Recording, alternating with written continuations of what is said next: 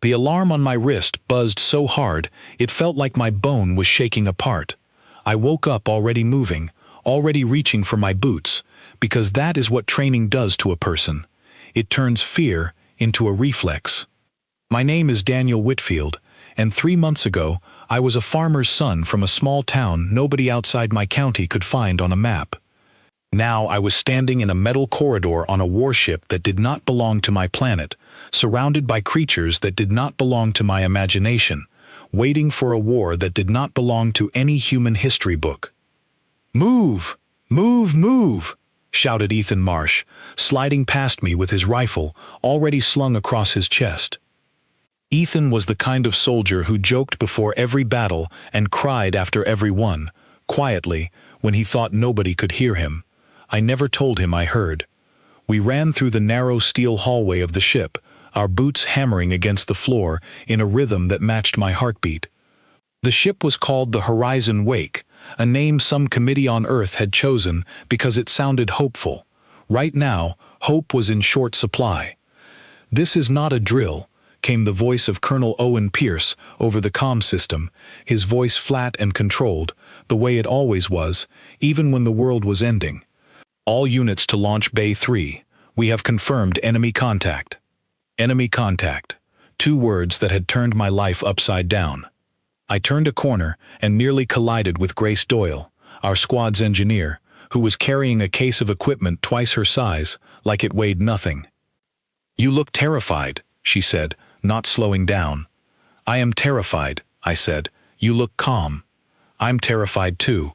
I just hide it better."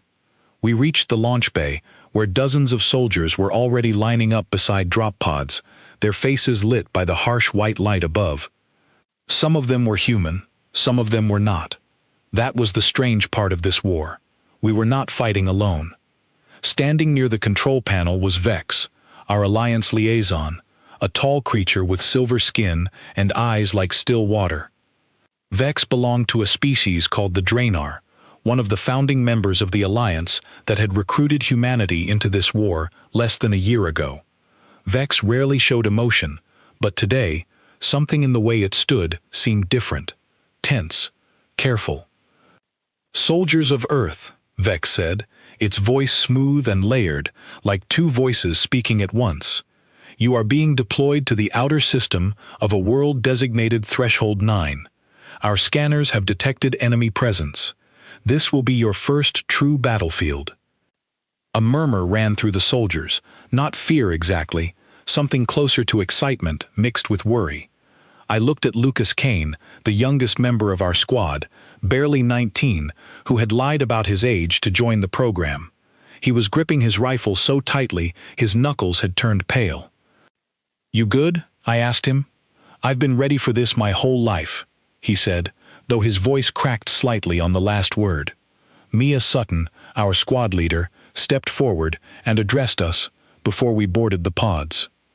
She was the oldest among us, 34, with a calmness that came from having already survived things most people never talk about. "Listen up," she said. "Whatever happens down there, we stick together. We do not know what we are facing. The Alliance has been fighting this enemy for longer than humanity has existed as a spacefaring species, and even they do not fully understand it. So we stay sharp, we stay close, and we come home." I nodded along with the rest of the squad, though something about her words unsettled me. The Alliance had been fighting this enemy for that long, and they still did not understand it?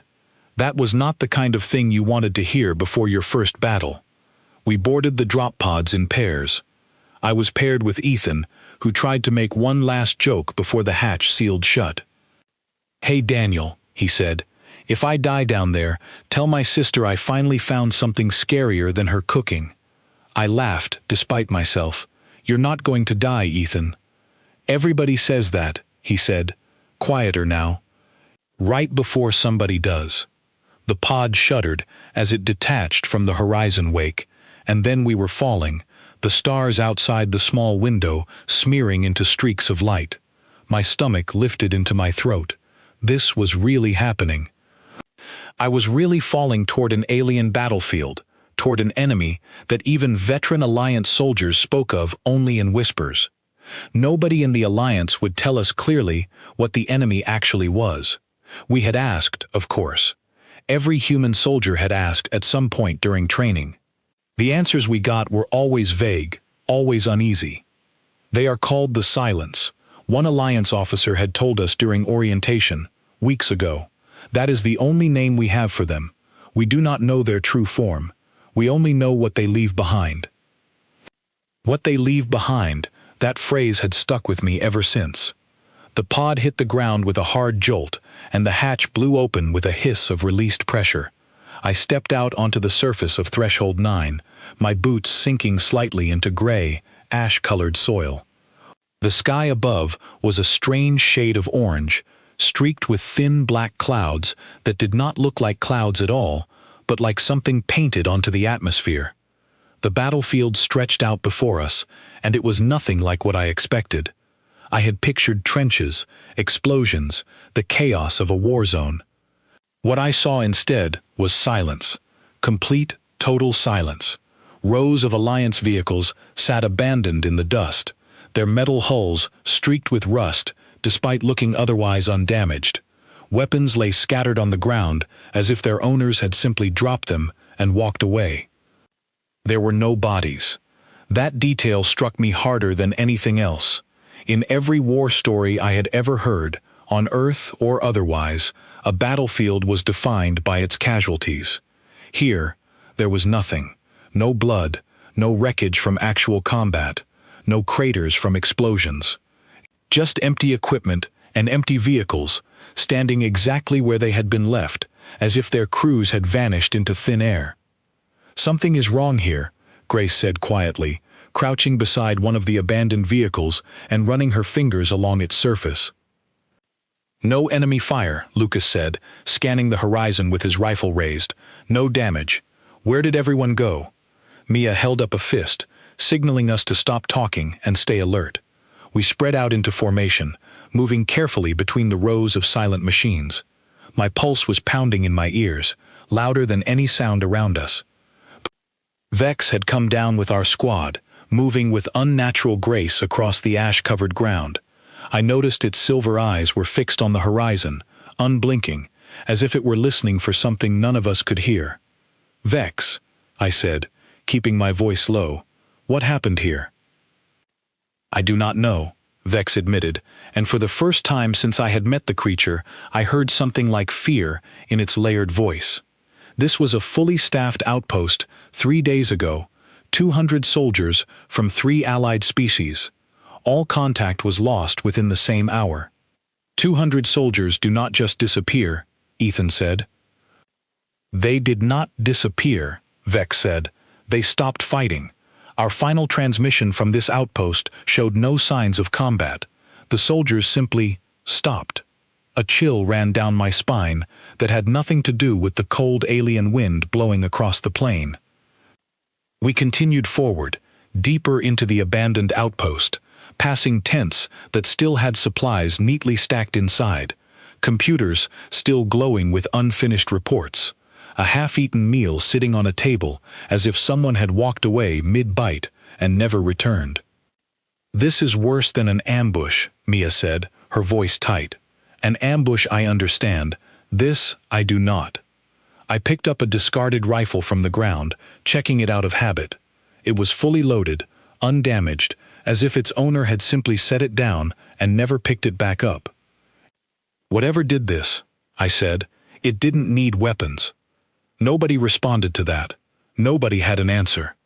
We reached the center of the outpost, a command building with its doors hanging open, swinging gently in the alien wind. Vex stopped at the entrance, its silver skin seeming to lose some of its color. "I need to access the command logs," Vex said. "If there is any record of what happened, it will be here." Mia nodded and gestured for 2 of us to stay outside on watch, while the rest entered the building with Vex. I volunteered to stay outside with Lucas, both of us standing guard at the entrance, while the orange sky above darkened into a deeper, more threatening shade. "You feel that?" Lucas asked me after a few minutes of silence. Feel what? I don't know. Like we're being watched. I scanned the horizon, the rows of abandoned vehicles, the empty tents, the strange black-streaked clouds overhead. There was nothing visible, no movement, no sign of any living thing besides our own squad. And yet Lucas was right. There was a weight in the air, a pressure behind my eyes that had not been there when we first landed. It's just nerves, I told him, though I did not fully believe it myself. Inside the command building, we heard Vex's voice rise sharply, followed by a burst of static from the equipment. Mia called out for us to come inside, and Lucas and I rushed through the open doors. The command room was small, filled with dead screens and flickering equipment. Vex stood before the main terminal, having managed to pull up a final recorded transmission from the outpost's last active hour. The recording was mostly audio, distorted and broken, but the voice on it belonged to a commanding officer, speaking in a language none of us understood, translated in real time by the equipment into broken fragments of common speech. Cannot see it. No wounds. They are just lying down. Everyone is just lying down. The recording cut out into static. That is the entire transmission, Vex said quietly. 200 soldiers, and their commander's final words describe an enemy that left no wounds, no visible attack, and no explanation.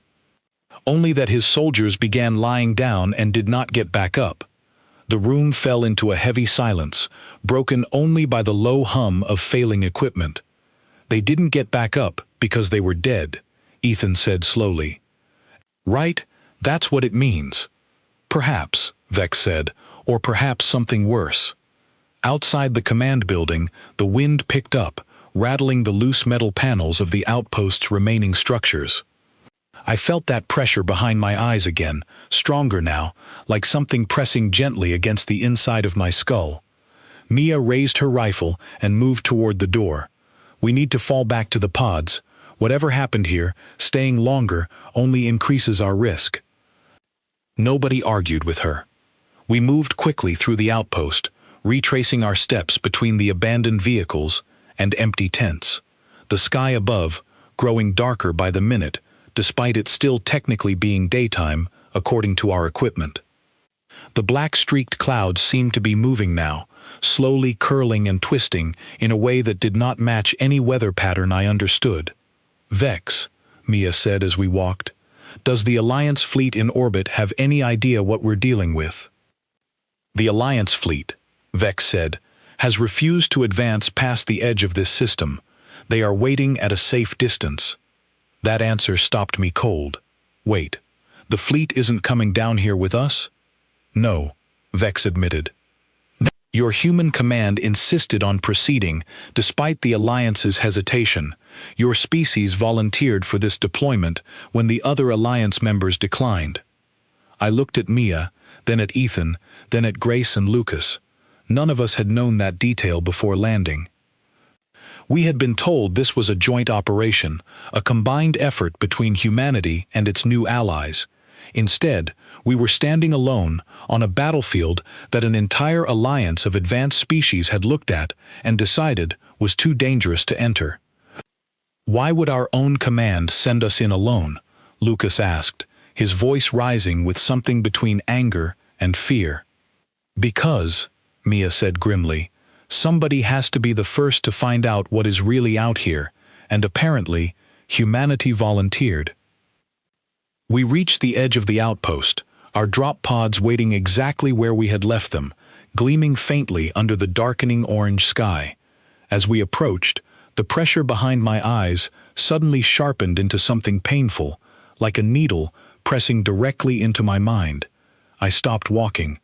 So did everyone else. Do you feel that? Grace whispered.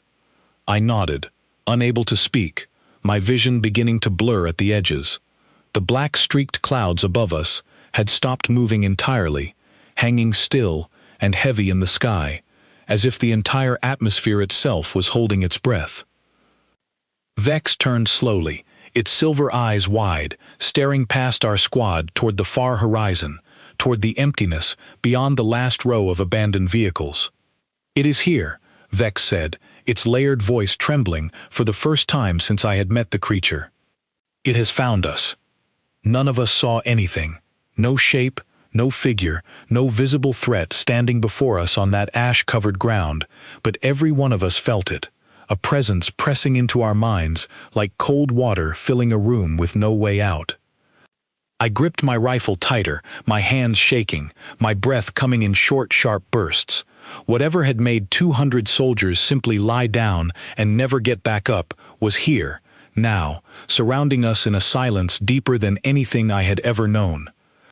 And for the first time since arriving on this battlefield, I understood exactly why the rest of the Alliance had refused to come any closer.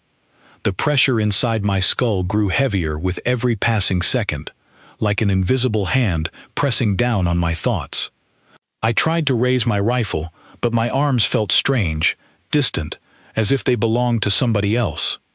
"Stay together," Mia shouted, though her voice sounded muffled, far away, even though she stood only a few feet from me.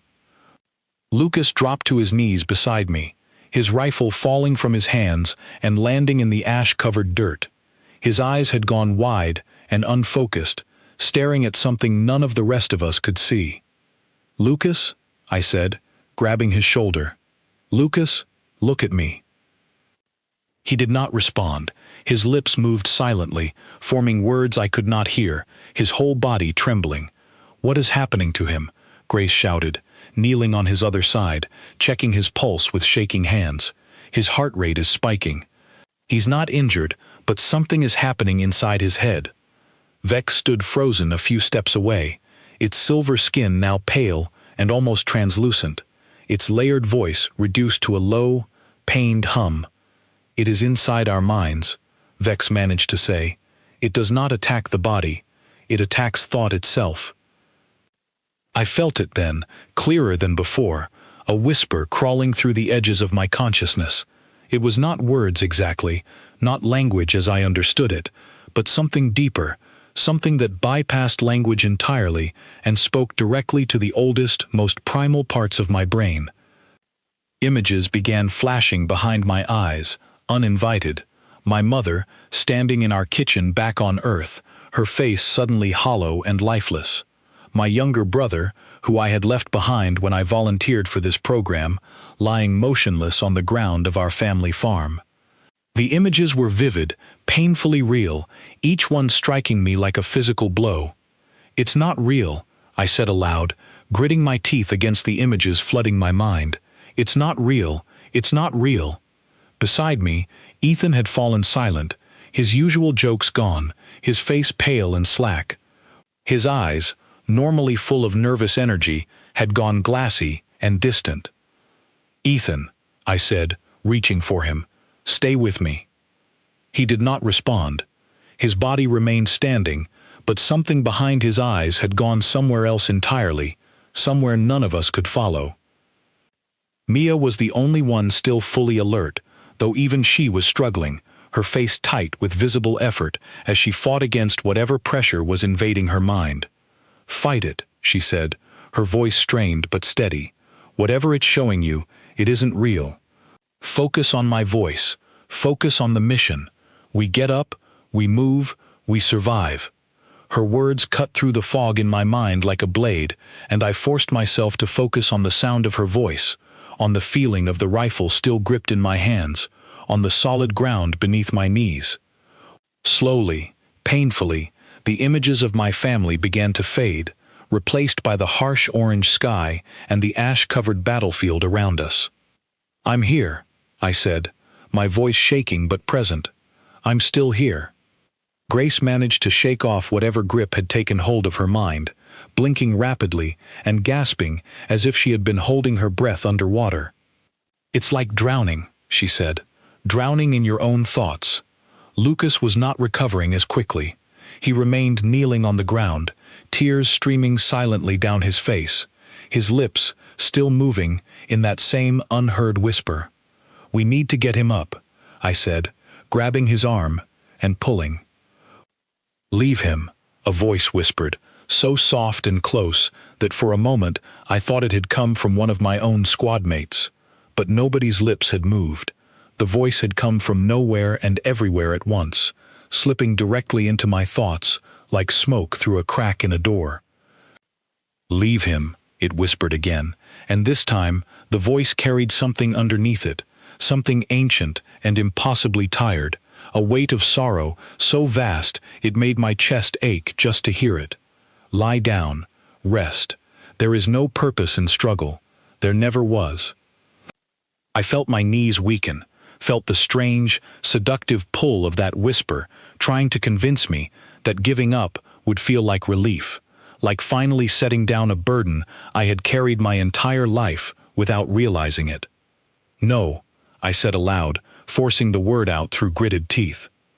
"No, I don't accept that." The whisper paused, as if surprised by my response. Then it returned, quieter, testing. "You cannot win. Your kind has always known this, deep down. Every struggle ends the same way. Why delay the inevitable?" Around me, I saw Grace and Mia both fighting the same battle, their faces twisted with silent effort, their bodies swaying slightly, as if standing against a powerful wind that only they could feel. Vex had fallen to the ground entirely, curled in on itself, its silver skin now a dull, lifeless gray. "This is how it happened," Vex managed to whisper. "This is exactly how the others fell. It does not fight. It simply convinces." I understood then, with a clarity that cut through the fog in my mind, exactly what had happened to those 200 soldiers. The enemy had not needed weapons, had not needed explosions or blades, or any physical force at all. It had simply reached into their minds and convinced them, one by one, that continuing to fight was pointless, and they had believed it. They had lain down in the ash and never stood back up, not because their bodies had failed, but because their will to continue had been quietly, gently, completely erased. "It's not going to work on me," I said, and I was surprised to hear real anger in my voice, cutting through the fear. "I didn't come this far to lie down, because some voice in my head tells me to." The pressure in my skull sharpened, as if the presence had turned its full attention toward me specifically, curious, almost startled by my resistance. "Interesting," the whisper said, and for the first time, it did not sound tired or sorrowful.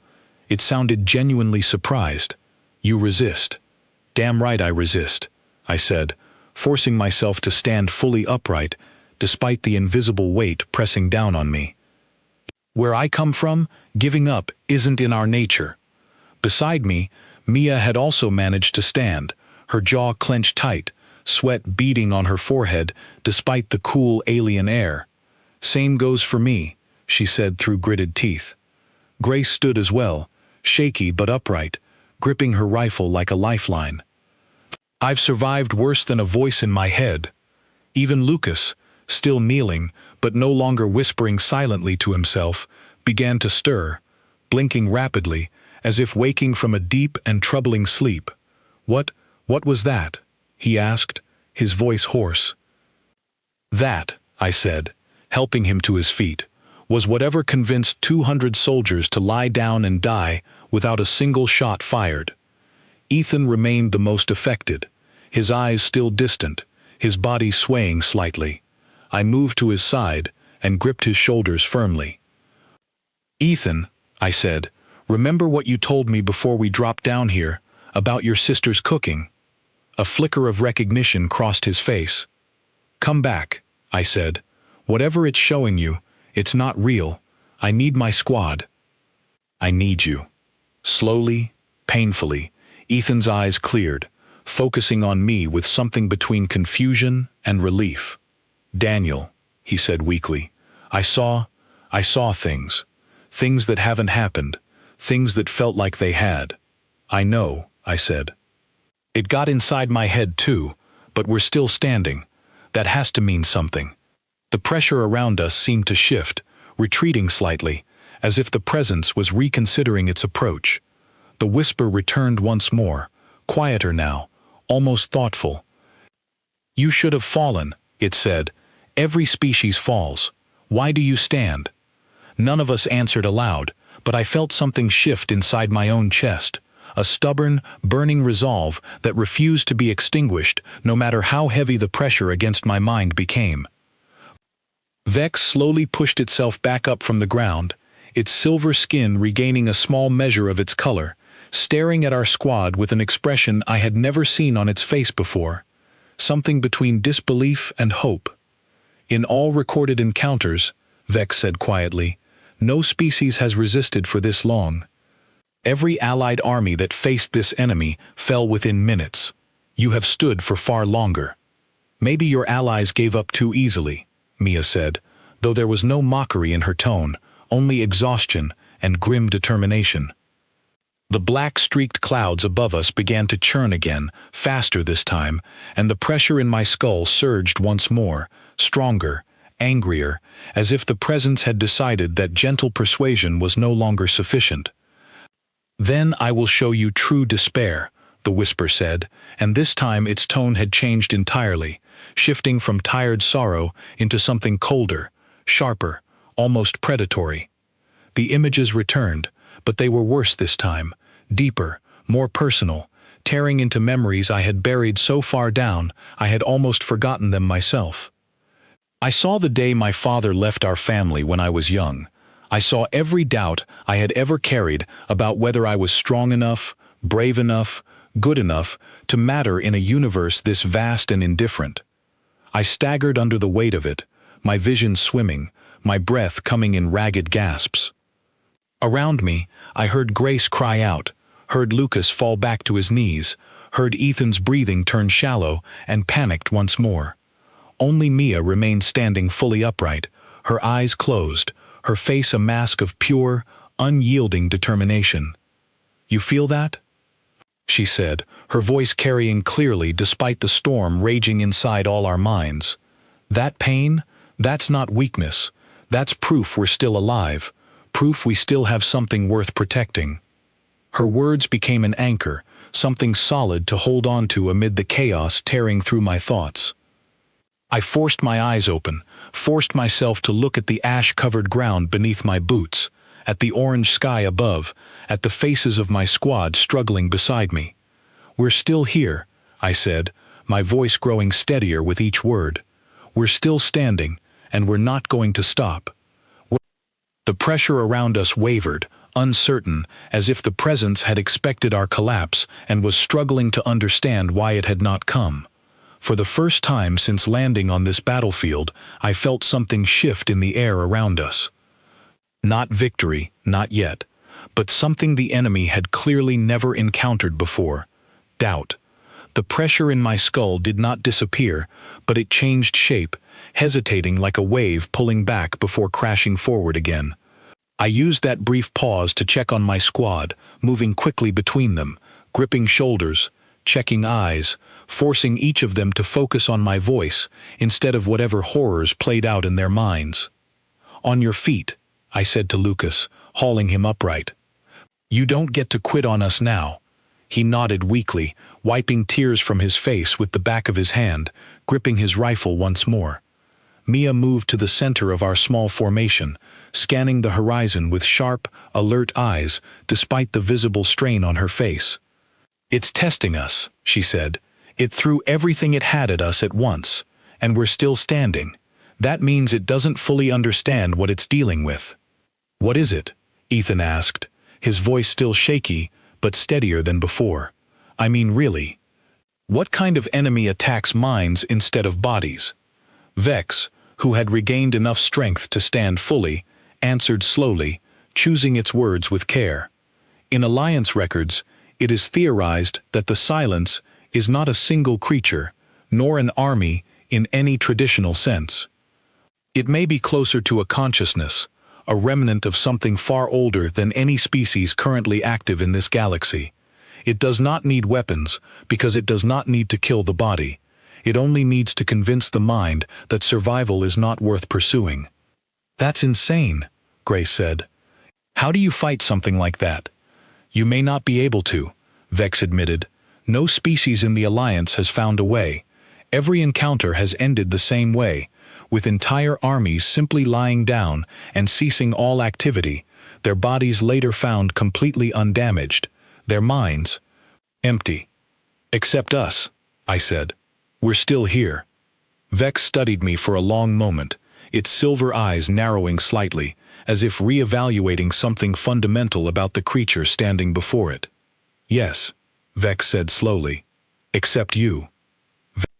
The wind around us shifted suddenly, growing colder, sharper, carrying with it a faint sound that had not been there before, a low humming noise that seemed to come from everywhere and nowhere at once. "Something's changing," Mia said, raising her rifle instinctively, even though we all knew by now that conventional weapons meant little against an enemy like this. The black streaked clouds above began to swirl faster, converging toward a single point directly above the abandoned outpost, and the humming grew louder, resonating through the ground beneath our boots. "It's gathering itself," Vex said, backing away slightly. "I have never witnessed this before. This may be a stronger manifestation than any previous encounter." I felt the pressure in my skull intensify again, sharper this time, more focused, like a blade being pressed carefully against a single point rather than the broad crushing weight from before. Whatever this enemy was, it had clearly decided that a gentler approach was not going to work on us, and now it was preparing something new. "Everyone stay close," Mia ordered. "Whatever happens, we face it together." The humming reached a peak, and then, without warning, the air directly above us seemed to tear open, not physically, not in any way our eyes could properly process, but in a manner that made my stomach twist with instinctive wrongness. Something was forming there, not a shape exactly, but an absence, a hole in reality itself where light and sound simply refused to exist. "What is that?" Lucas whispered, his voice trembling. "I do not know," Vex admitted, its voice barely audible. "I have never seen it take a form before." The absence pulsed once, twice, and then a voice spoke, no longer a whisper inside our minds, but something closer to actual sound, deep and resonant, carrying an unbearable weight of exhaustion and sorrow that seemed to press physically against my chest. "You resist," the voice said. "You resist longer than any before you. I wish to understand why." None of us answered immediately, too stunned by the sheer presence of the thing hovering above us, this hole in reality that spoke with a voice older than any civilization I could imagine. "Answer me," the voice said, and this time there was something almost desperate in its tone, buried beneath the ancient sorrow. "Why do you not fall?" Mia stepped forward slightly, her rifle lowered, but her posture unyielding. "Because we've never had the luxury of giving up," she said.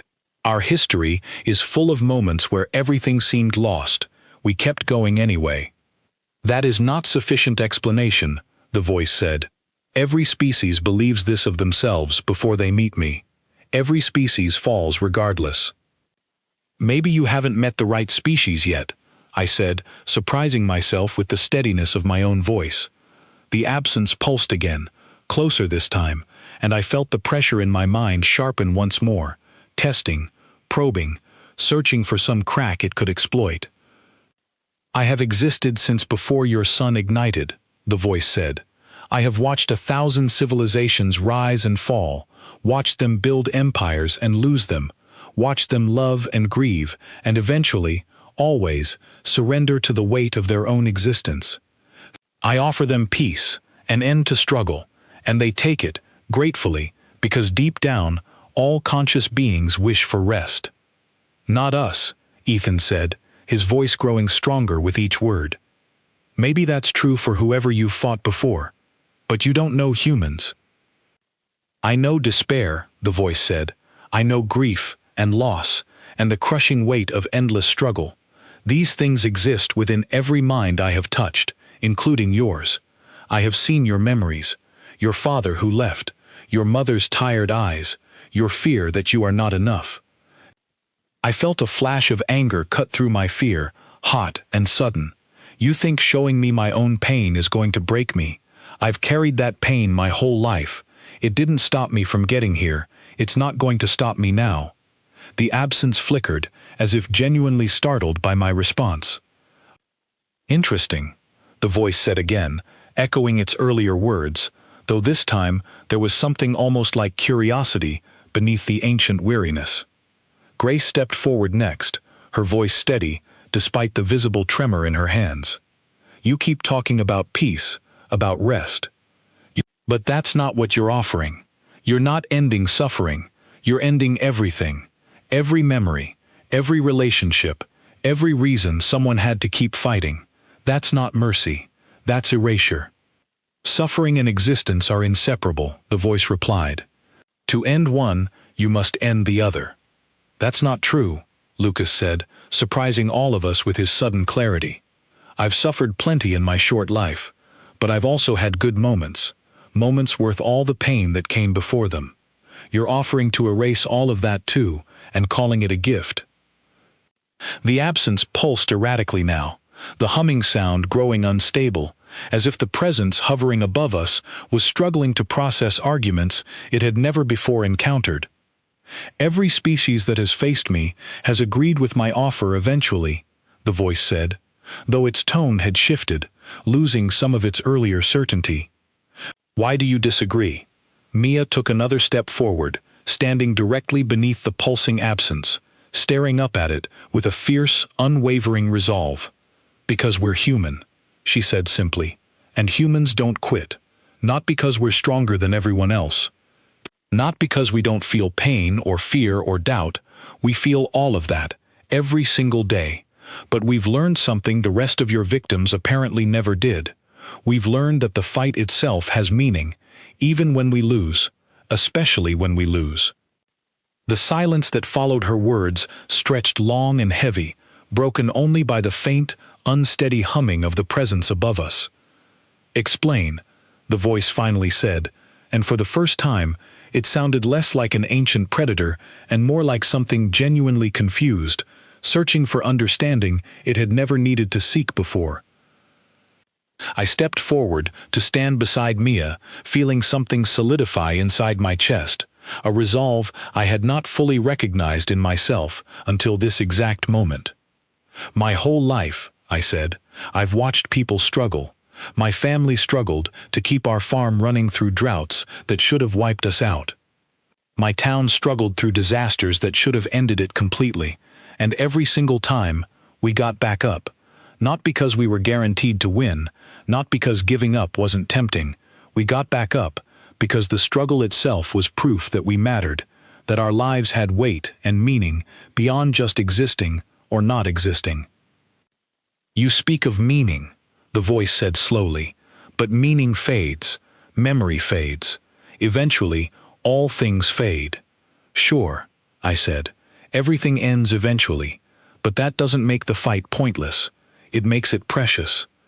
You've spent so long convincing beings that struggle is meaningless because it eventually ends, that you've forgotten the difference between an ending and a failure.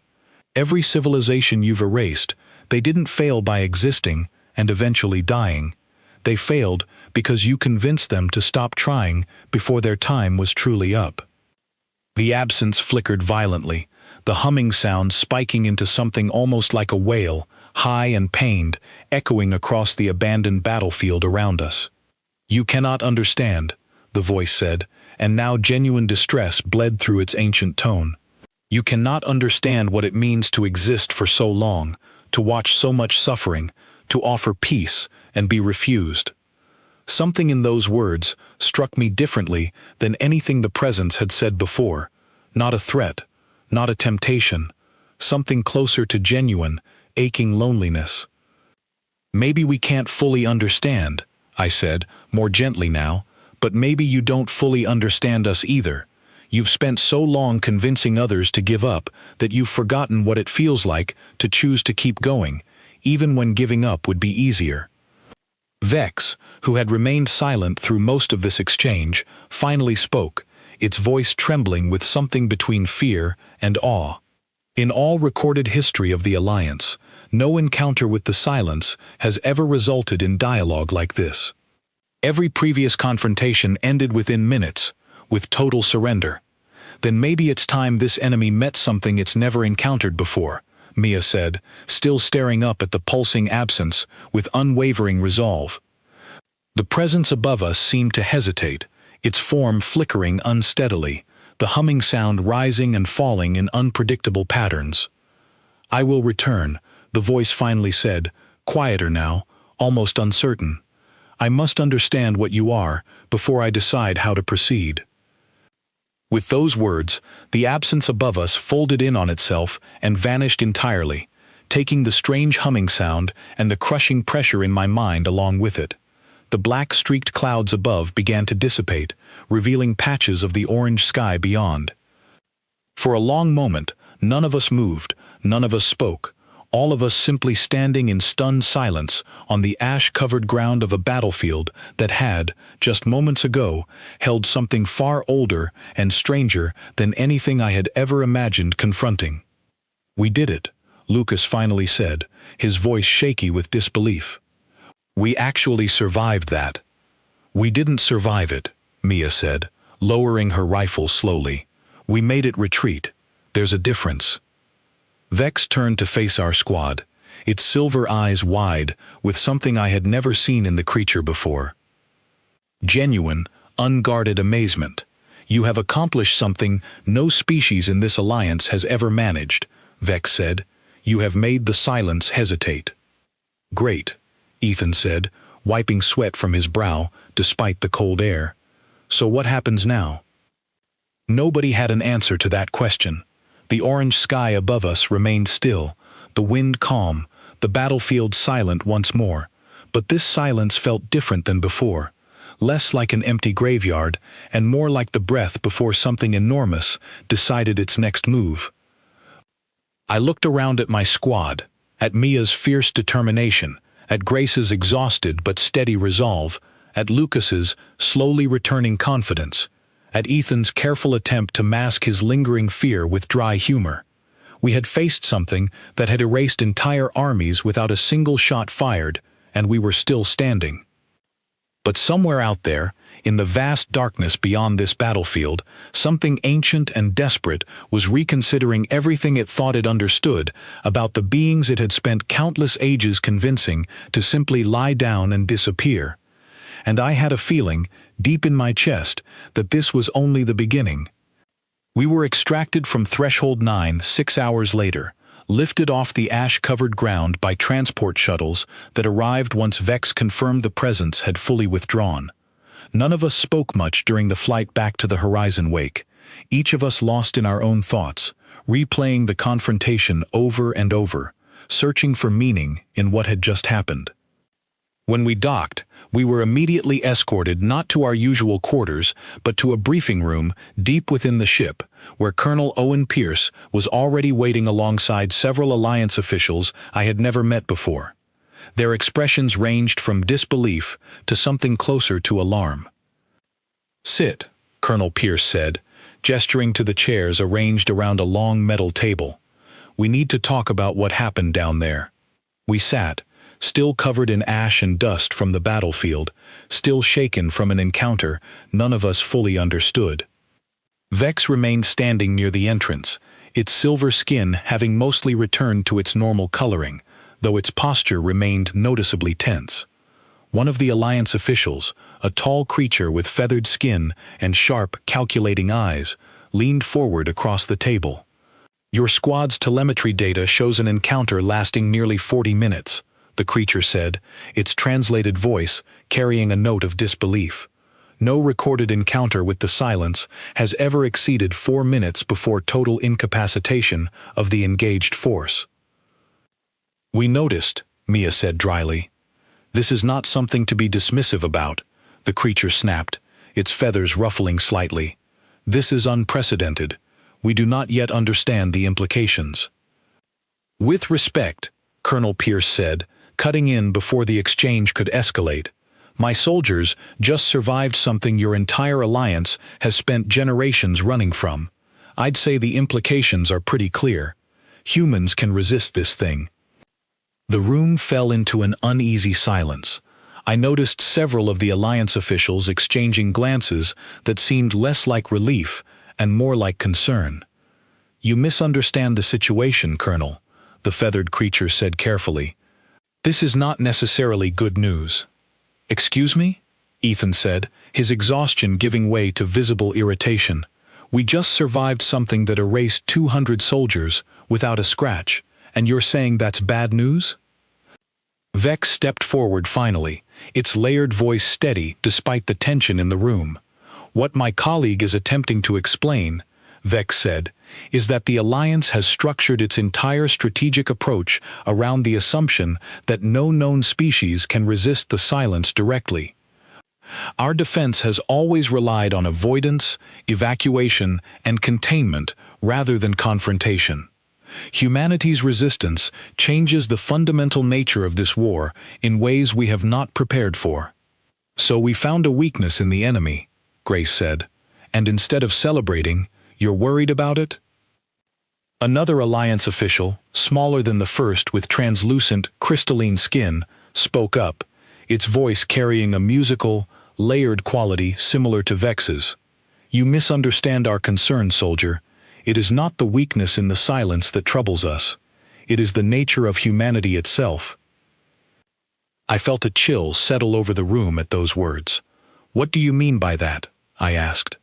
The crystalline official studied me carefully before continuing.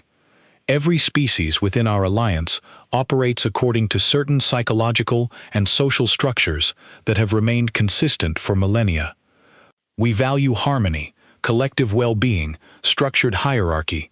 These values, while they have allowed us to build a stable alliance across many worlds, have also left us vulnerable to an enemy that exploits despair and hopelessness. And humans don't have that vulnerability," Mia said, understanding dawning in her voice. "Not to the same degree," the crystalline official confirmed. "Your species' psychological resilience, your capacity for stubborn defiance, even in the face of overwhelming odds, is unlike anything we have previously encountered. It is precisely what allowed your squad to resist the silence today." "Then that's a good thing," Lucas said, "right? We can help protect the Alliance from this enemy." "Perhaps," the feathered official said slowly. "Or perhaps we have inadvertently recruited a species capable of resisting influences that even we cannot resist. A species whose fundamental nature we do not fully understand, and whose capabilities we cannot fully predict or control." The implication hung heavy in the room, and I finally understood the source of their unease. It was not gratitude I saw on their faces. It was fear, carefully hidden beneath diplomatic language and cautious phrasing. "They were afraid of us. You're worried we might become more dangerous to you than the silence ever was," I said quietly, the realization settling uncomfortably in my chest. Nobody in the room denied it. Colonel Pierce stood slowly, his expression hardening. "Let me be clear about something," he said, his voice carrying the weight of authority earned through decades of command. "Humanity did not ask to be recruited into this war. We were told our species was needed because of our resilience, our willingness to fight in situations your own soldiers could not endure. You wanted disposable soldiers, and now that those soldiers have proven capable of far more than you expected, you're suddenly nervous about what you've unleashed." The feathered official shifted uncomfortably. "That is not entirely accurate, Colonel." "Isn't it?" Pierce challenged, "because from where I'm standing, it sounds exactly like that." Vex stepped between the two, its silver eyes moving between the colonel and the Alliance officials with visible tension. "Perhaps this conversation would benefit from a shift in focus," Vex suggested carefully. "Regardless of the Alliance's concerns about humanity's capabilities, the immediate threat remains the silence itself. What matters now is understanding why it retreated and what its next action might be." The room settled slightly, though the underlying tension remained palpable. I exchanged a glance with Mia, and I could tell she was thinking the same thing I was. We had walked into this war expecting a clear enemy and reliable allies. Instead, we were discovering that the line between ally and adversary was far blurrier than any of us had anticipated. "During the encounter," Vex continued, addressing the room, The entity communicated directly with Private Whitfield's squad. This alone is unprecedented. In all previous encounters, the silence has never engaged in direct dialogue. It has only ever exerted psychological pressure until its target succumbed. It talked to us because we didn't fall, I said. It seemed almost confused, like it genuinely didn't understand why we were still standing. The crystalline official leaned forward with interest. Can you recall the exact nature of this dialogue? I described the encounter as clearly as I could, recounting the entity's words about existing since before our sun ignited, about offering peace through the ending of struggle, about its apparent confusion at our continued resistance. As I spoke, I noticed several of the Alliance officials taking careful notes, their expressions shifting between fascination and unease. This confirms a theory some researchers within the Alliance have long suspected, the crystalline official said once I finished. The silence may not be a conventional enemy, in the sense your species understands warfare. It may be, in some sense, attempting to alleviate suffering as it perceives it, even as its methods result in the complete erasure of the beings it encounters. That doesn't make it any less dangerous, Mia said firmly. No, the official agreed. It does not. But understanding its motivation may prove crucial in determining how to ultimately counter it, rather than simply avoid it, as the Alliance has done for generations. Colonel Pierce crossed his arms, studying the Alliance officials carefully. So what exactly are you proposing? The feathered official hesitated before answering. We propose further study, controlled engagement with the silence, using human soldiers specifically, given their demonstrated resilience. We would need volunteers willing to engage directly with the entity again, under more controlled circumstances, to gather additional data. You want to use my soldiers as bait, Pierce said flatly. We prefer the term strategic assets, the feathered official replied, though the discomfort in its tone suggested even it recognized how poorly that phrasing landed. I felt anger rising in my chest at the casual way they discussed using us, treating our survival as a resource to be studied and exploited rather than an achievement to be respected. Beside me, I could see similar frustration reflected in Ethan's clenched jaw and Grace's narrowed eyes. With respect, I said, standing up despite the exhaustion still weighing down my limbs. We just survived something that erased 200 of your soldiers. We didn't do it because we're some kind of weapon you can point at your enemies.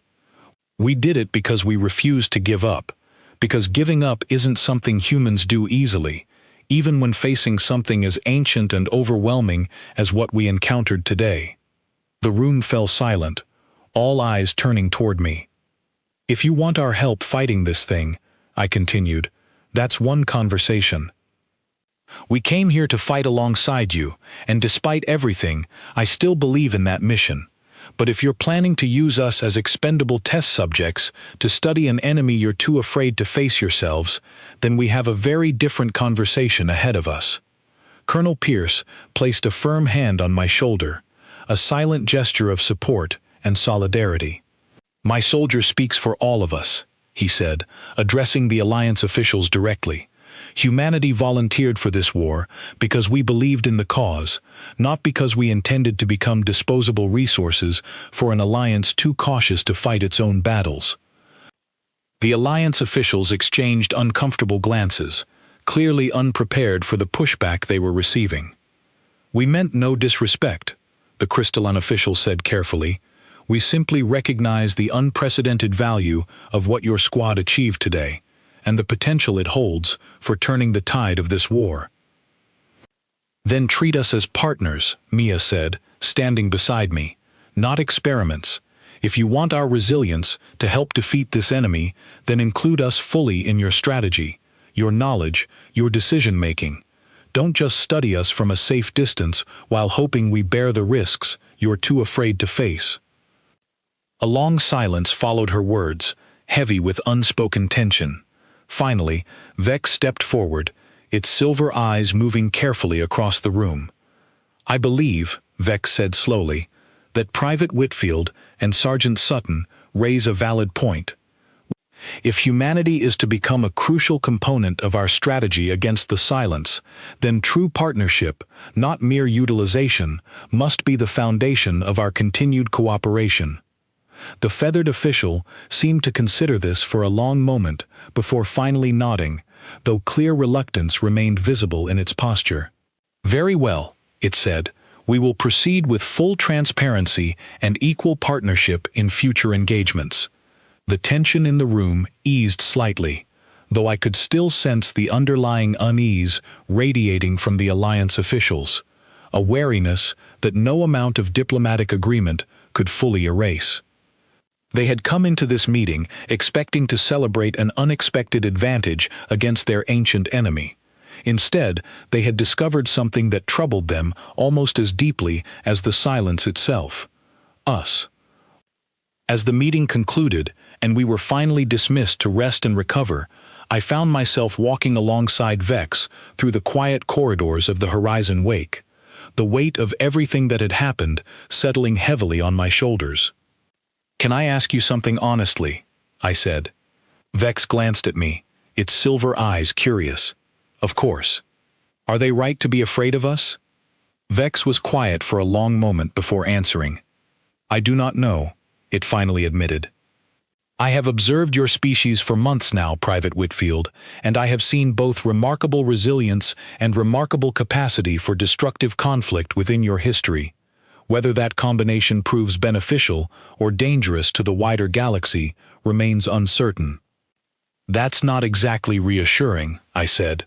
"No," Vex agreed, "but it is honest, and I believe, given everything I have witnessed today, that honesty is something your species values deeply." I considered that for a moment, thinking back to the entity's words on the battlefield, to its confusion at our resistance, to the strange, aching loneliness I had sensed beneath its ancient sorrow. We had proven something extraordinary today, something no species in this alliance had ever achieved.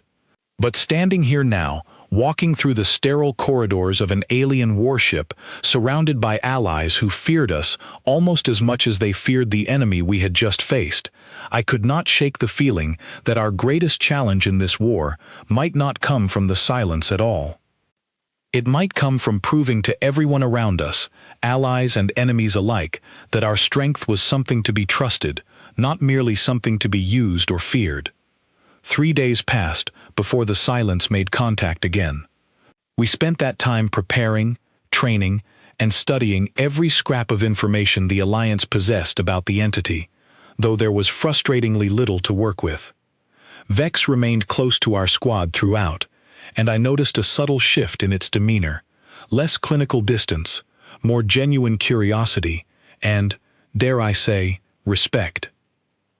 On the 4th day, Alliance sensors detected a massive gathering of the black streaked clouds forming above a distant, uninhabited moon within the same system as Threshold 9. Colonel Pierce assembled our squad immediately, along with 2 additional human units and a small contingent of Alliance observers, though notably, none of the Alliance soldiers volunteered to engage directly. "This might be it," Mia said, as we boarded the transport shuttle, checking her equipment with practiced efficiency. "A direct confrontation, on its terms this time, not ours. You think it wants a rematch?" Ethan asked, forcing a weak attempt at humor into his voice, though the tension in his shoulders betrayed his true feelings. "I think it wants answers," I said, remembering the genuine confusion I had sensed in the entity's voice during our first encounter. "And I think we're the only ones who can give them to it." The shuttle descended toward the moon's surface, a barren, gray landscape entirely devoid of life, illuminated only by the distant light of Threshold 9's system star. As we disembarked, the black streaked clouds above churned violently, the same low humming sound from before resonating through the thin atmosphere. "It's already here," Grace said, gripping her equipment tightly. We formed up in a defensive position, though by now we all understood that conventional formations meant little against an enemy that attacked minds rather than bodies. Vex stood at the center of our group, its silver skin already beginning to pale slightly under the pressure building in the air around us. The absence formed above us again, tearing through the fabric of reality in that same unsettling manner, and the ancient voice spoke once more, resonating through both the air and our minds simultaneously. "You have returned," the voice said, and I noticed immediately that something in its tone had shifted since our last encounter. Less predatory, more contemplative. I did not expect this. "We told you we'd fight," Mia said, stepping forward with the same unwavering resolve she had shown before. "That wasn't an empty threat. I have spent these past days considering our previous exchange," the voice continued, ignoring Mia's challenge entirely. "I have existed for longer than your species can properly comprehend. I have watched civilizations rise from nothing and fall back into nothing, over and over, an endless cycle of struggle and eventual collapse. I offered them release from that cycle. Most accepted gratefully. Most isn't all," I said, "and the fact that we're standing here proves that." "Yes," the voice agreed, and something in its tone carried genuine weight, almost sorrow. "This troubles me deeply. I have begun to question whether my understanding of existence itself has been incomplete." The clouds above churned more violently, and I felt the familiar pressure building behind my eyes, though weaker this time, more hesitant, as if the entity itself was uncertain how to proceed. "Tell me," the voice said, "why do you fight, knowing that eventually all things end regardless? Why struggle against an outcome that cannot ultimately be avoided?" I considered the question carefully, aware that whatever answer I gave might carry consequences far beyond this single confrontation. "Because the ending isn't the point," I finally said. "The struggle itself has value, even if it doesn't last forever. Maybe especially because it doesn't last forever. Everything I love, everything I care about, all of it, is temporary. That doesn't make it meaningless. It makes it precious. You keep talking about ending suffering by ending struggle, but you're not actually offering peace. You're offering the erasure of everything that makes existence worth experiencing in the first place." "But suffering is real," the voice countered, its tone growing more urgent, almost pleading now. "I have witnessed suffering beyond your comprehension. Entire civilizations consumed by war, by disease, by their own internal conflicts. I offer them an end to that suffering." "By ending them entirely," Grace said, stepping forward beside me. "That's not mercy, that's just a different kind of destruction." "You misunderstand," the voice said, and for the first time genuine desperation bled through its ancient, weary tone. "I do not wish to be a destroyer. I wish only to end the pain I witness, pain that echoes across every civilization I have ever encountered, including, I suspect, your own." "We have pain too," Lucas said quietly, stepping forward despite his obvious fear. "Plenty of it, but we also have hope. We have moments of joy that make the pain worth enduring. You've been so focused on ending suffering that maybe you've forgotten hope exists at all." The absence above us pulsed erratically, the humming sound rising and falling in unstable patterns, and I sensed something shifting within the entity, a genuine internal struggle that had nothing to do with any tactic or strategy. "I do not remember hope," the voice admitted, its tone carrying something achingly vulnerable beneath its ancient power.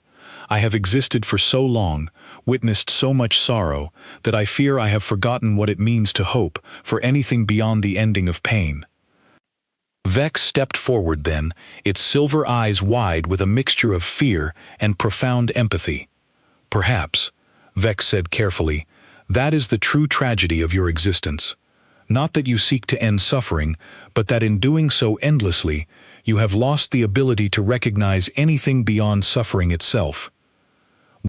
The clouds above churned violently once more, and I felt a wave of something raw and painful wash over my mind, not an attack this time, but something closer to genuine, overwhelming grief pouring directly from the entity itself.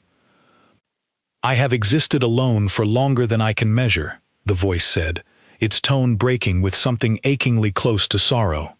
"Every civilization I encounter, I offer release. and they either accept gratefully or resist briefly, before eventually succumbing. None have ever spoken to me the way you do now. None have ever suggested that my purpose, my very existence, might be flawed. Maybe it's not flawed, I said gently, feeling a strange, unexpected compassion rising within me, despite everything this entity had done, despite the 200 soldiers who had lain down and never risen again. Maybe you just need a different purpose, one that doesn't require erasing everything you touch. What purpose could that possibly be? The voice asked, and the question carried genuine, desperate curiosity rather than mockery. I glanced at Mia, at Grace, at Ethan and Lucas, all of them watching this exchange with a mixture of caution and something close to hope. This was not the confrontation any of us had expected, not a battle of weapons or wills, but something far more delicate and uncertain. "What if," I said slowly, choosing my words with care, "instead of offering an end to suffering by ending existence entirely, you offered something else? Companionship, maybe, understanding, a reminder to struggling civilizations that they're not alone in their pain, without demanding they surrender their will to keep fighting through it."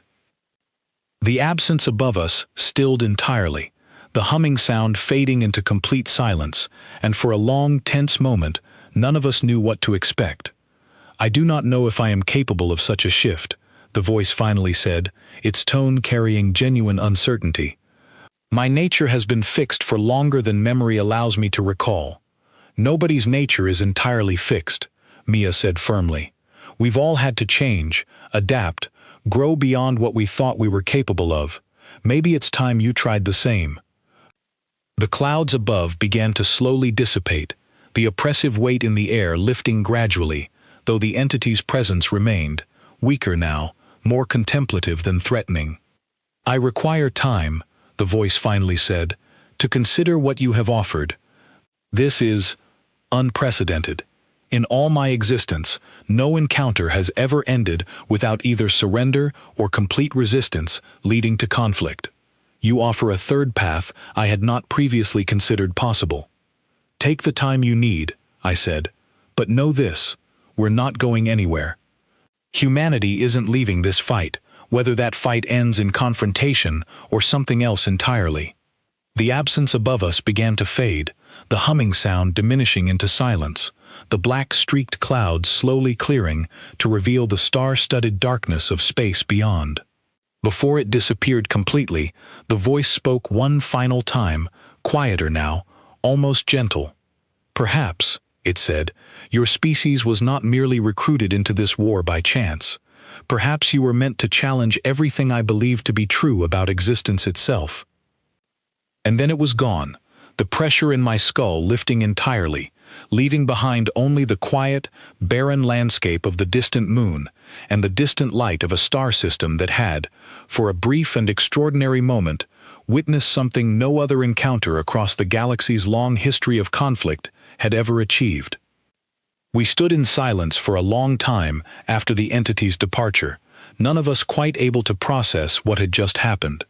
Vex finally broke the silence, its voice carrying a note of genuine wonder. "You did not defeat it," Vex said slowly. "You did something far more remarkable. You made it question itself." "Is that enough?" Lucas asked, his voice still shaky from the encounter. "Will it come back? Will it try again to convince other species to give up?" "I do not know," Vex admitted honestly, "but I suspect that whatever encounters follow this one will look very different from anything the Alliance has previously experienced." As we boarded the transport shuttle back toward the horizon wake, I found myself reflecting on everything that had happened since we first arrived in this war, expecting a conventional enemy and finding instead something far stranger and more complex than any of us could have anticipated. We had come here believing that true terror meant facing an enemy capable of erasing entire armies without a single shot fired. But somewhere along the way, I had come to understand something different. The true terror in this war was never simply the silence itself, ancient and sorrowful as it was. The true terror was the moment every other species in this alliance realized that humanity possessed something they did not, something that could not be easily explained or replicated, a stubborn, unyielding refusal to accept despair as an inevitable conclusion to struggle. We had walked onto that battlefield expecting to prove our worth as soldiers, disposable and expendable in the eyes of an alliance too cautious to fight its own battles. Instead, we had proven something far more significant. That resilience, genuine, unbreakable resilience, was not simply a tactical advantage in warfare, but a fundamental force capable of challenging even the oldest and most sorrowful entities the galaxy had ever produced. As the shuttle carried us back toward the fleet, waiting cautiously at the edge of the system, I looked out at the vast darkness of space stretching endlessly before us, filled with countless unknown dangers and unexpected discoveries still waiting ahead.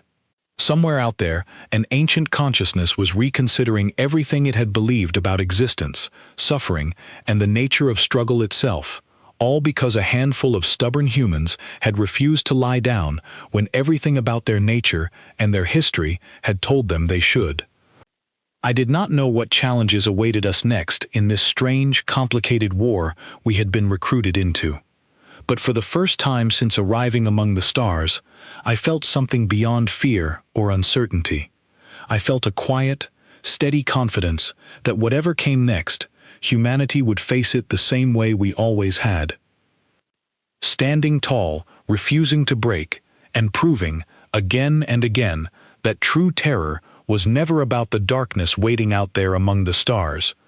It was about what happened when that darkness finally met something that refused to fear it back,